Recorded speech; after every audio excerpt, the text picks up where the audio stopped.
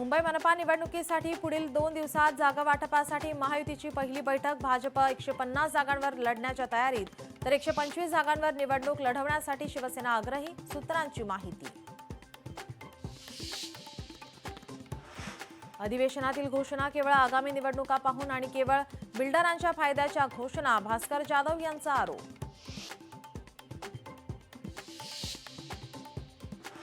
हिवाळी अधिवेशनाचा आज शेवटचा दिवस. विरोधकांनी मांडलेल्या अंतिम आठवडा प्रस्तावावर उपमुख्यमंत्री शिंदे आज उत्तर देणार.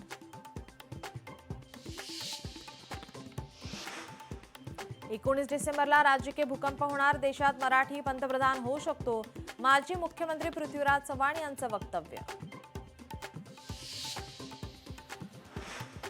अध्यक्ष आणि सभापतींकडे बोट दाखवून विरोधी पक्षनेते पद देणं टाळू नये, माजी मुख्यमंत्री पृथ्वीराज चव्हाण यांची विरोधी पक्षनेते पदावरून मुख्यमंत्री फडणवीस यांच्यावर टीका.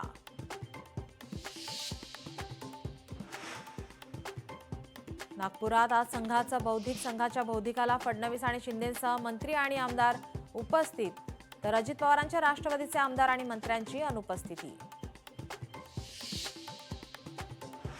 रोहित पवारांविरोधातील अवमान प्रकरणी अहवाल सादर करण्यास मुदतवाढ. मंत्री जयकुमार गोरे आणि बदनामी करणाऱ्या युट्यूबर विरोधातील अहवालासह पुढील अधिवेशनापर्यंत मुदतवाढ.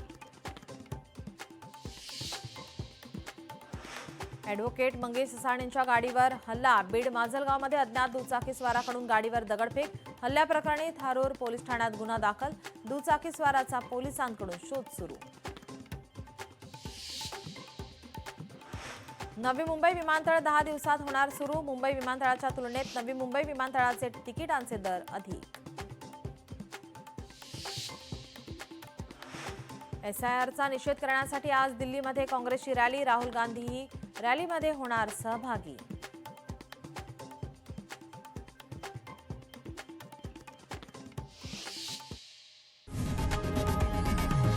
लोकशाही मराठी ऐका, पहा, जागरूक रहा.